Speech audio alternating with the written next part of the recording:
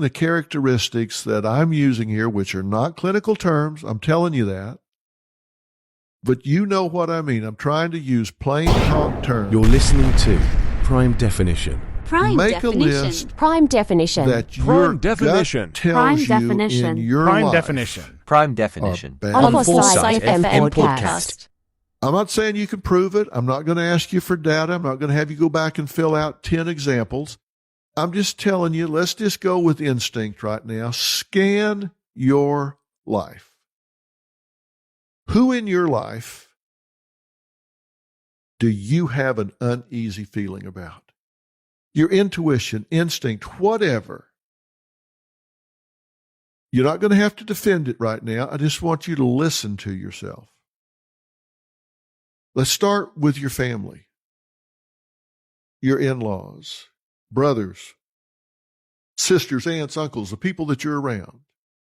And then let's extend it to your work relationships. If you're a career man or woman, the people at work. Who do you have in your work circle? If you have a career working outside the home, or if you work inside the home, maybe you're a stay-at-home mom or stay-at-home dad, you still have relationships where you have to work to run that home, to run those kids in their school and all of this. Who in your relationships do you just have that uneasy feeling about? Let's not ignore that anymore. You don't have to defend it. Just who do you have an uneasy feeling about? Write those people down. Let's acknowledge it. I've done this exercise, and I went back historically, and I want you to now do that as well. Go back. What we've done so far is family and work. Let's extend it to friends. I'm not talking about somebody you see once a year. I'm talking about people in your orbit. Do a scan. Who in your orbit do you have an uneasy feeling about? You don't need to be able to explain. Just who do you have an uneasy feeling about?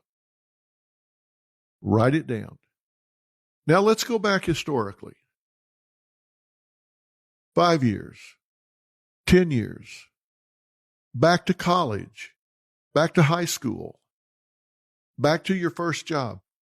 Are there people that looking over your shoulder, you just had an uneasy feeling about? Who was it? Who did you have an uneasy feeling about that you didn't do anything about? They just set off these feelings in your stomach, just these red flags going off. You didn't know how to articulate it, but you just had that feeling. Ex-husband, ex-wife, mother-in-law, sister-in-law, whoever it is. Now, why am I having you do this? I'm having you do this because we're going to do something about these people in a little while. And it's going to be very freeing when we do. We'll get to that. I'm going to give you 8 identifiers that may help you expand this list. I asked you to just go on your gut. Now let me give you some things that might expand the list. This is what I call the evil 8. These are the 8 characteristics that these people tend to have that might make them get on that list if they aren't already there. Do they see the world through a lens of arrogant entitlement and frequently treat people as targets? Is there anybody in your life that tends to see the world through a lens of arrogant entitlement? They just think they're entitled and they treat people as targets. Number 2, do they lack empathy? They don't feel for anybody else, just themselves. 3, are they incapable of feeling remorse, guilt? They fail to learn from situation to situation. You've seen them do something that you thought, well, it's really stupid, and then they do it again and again. They do not learn from situation to situation. Number 4, Are there people in your life that are just irresponsible and self-destructive? And do they disregard not only well-being for themselves, but also for others? Do they put themselves at risk and you with it? Do they do things that put your job in peril, your safety in peril? Have they put your children in peril? Poor judgment. Done things that's just irresponsible and self-destructive, and it washes off on others around them. Do you have people that thrive on drama and crisis? They're just not satisfied unless there's some big drama, some crisis. They thrive on it. They need it. And it seems to follow them around. If there's a crisis, if there's drama, they're always right in the middle of it. There might be a drama at church. And then there was some big problem at the grocery store. Then there was some big problem at school. And the common denominator was that person. They were at the church. They were at the supermarket. They were at school. They are the common denominator. It follows them around. I mentioned this one earlier. Do they brag about outsmarting other people? There's somebody in your life, but they'll sit around and say, oh boy, I tell you, my last job, I had that boss thinking that I was working 60 hours a week and I didn't do anything.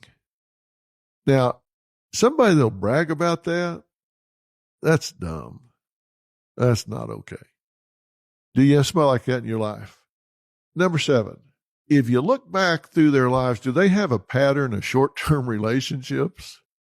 They just don't seem to be able to last with anybody. And lastly, do they live in a fantasy world marked by delusion?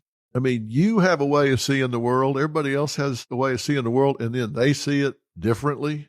They just are in la-la land. They live in a world of their own. These 8, what I call the evil 8, see the world through an arrogant lens of entitlement, lack of empathy, no remorse, irresponsible, self-destructive, thriving on drama and crisis, bragging about outsmarting other people, pattern of short-term relationships, and living in a fantasy world. Does that expand your list of who you had on there to begin?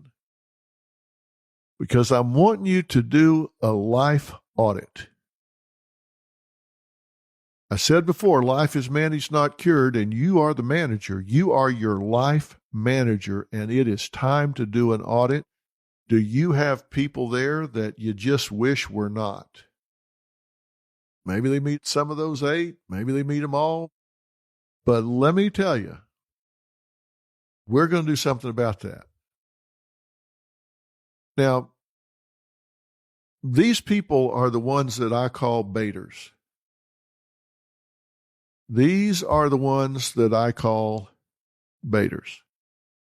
And that's my term. I tell you, that's not a clinical term. That's my term. Backstabbers, abusers, imposters, takers, exploiters, reckless.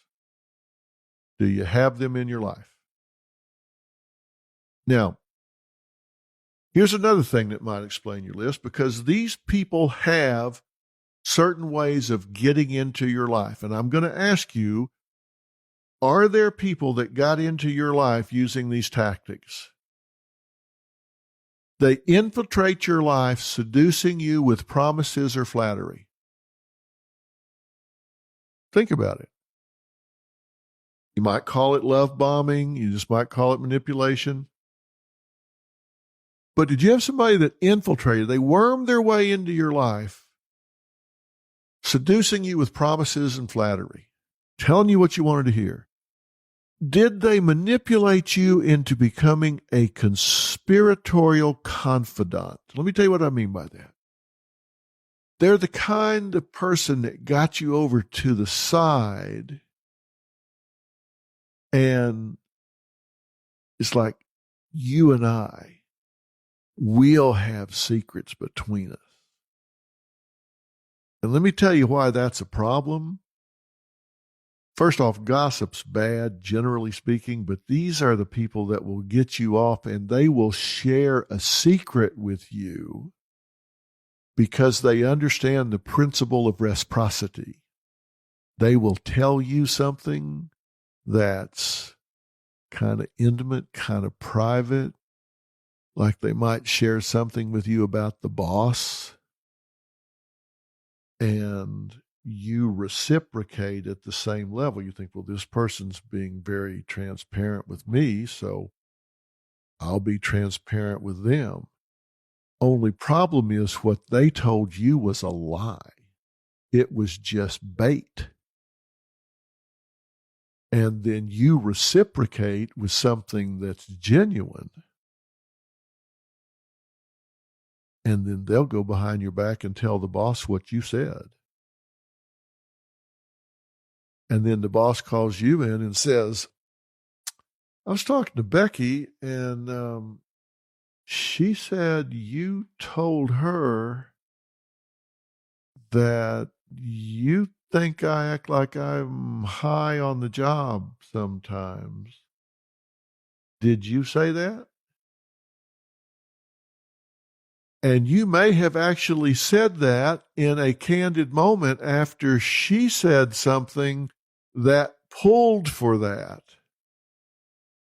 She may have said, hey, I heard the boss went out with some of his direct reports last night, and they were out at a club till 3 a.m, and I thought he looked loopy when he came in today. And you may say, oh, I think sometimes I wonder if he's kind of high. Maybe you said it kind of joking or whatever, but she goes, hey, Shirley told me she thinks you're high on the job. It's not what you meant. I didn't know how you said it, but she drew you in, and now she's got you. Are they way too focused on getting your approval as though their very existence depends on you accepting them? Like, they just got to have your approval. Do they ask too damn many questions? It's like they're always gathering data on you. They're always building a file. I mean, at first it seemed like they were just really interested in you. But as it goes on, it's like, what is this? 20 questions? They constantly misdirect about who they are, but they got a lot of questions about you. No matter what happens about a problem, they always blame others. They lie, maybe to your face, or you may see them do it with somebody else. They either lie by omission or just straight up make a misstatement. They're frauds. They cheat and maybe steal property, small or large, taking stuff home from work or whatever. They take credit for other people's work. They may claim false competencies. You see them do it maybe with the boss or whatever, or just at a cocktail party if it's somebody in the neighborhood bragging about something that you know is a damn lie. If they have any power at all, it goes to their head. All these questions they ask, they've identified your sensitivities. They'll push those hot buttons. They seem to have a selective memory. They're revisionist historians. They always remember things the way they want them to be remembered. They're two-faced. They spread lies and gossip. They kind of have a get them before they get me attitude. It's like they're paranoid. The world's out to get them, so they're going to get them first. And they are passive-aggressive. They don't confront somebody straight up. They just go behind their backs.